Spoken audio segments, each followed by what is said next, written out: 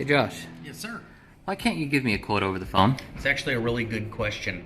The way that we look at it here at Finsanto is that every vehicle has a unique life. It's been through certain things that other vehicles may not have been through. That can alter how a repair would be addressed.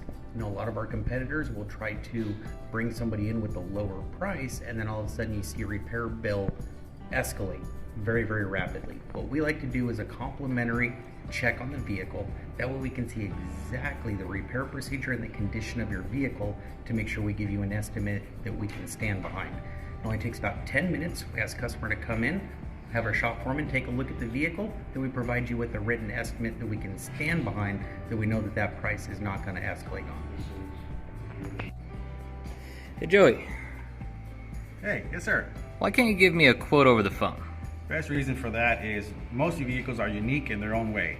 Some part repairs are different than others, right? So we would never know. By quoting a particular part on a vehicle, we may not be accurate. The price may be wrong, the part may be incorrect. It's better for you to come down, have the technician look at your vehicle in front of us with the ASE certified trained technician, and what he can do is verify the part failure, get your price quote, and it'll be an estimate through Finsanto Automotive.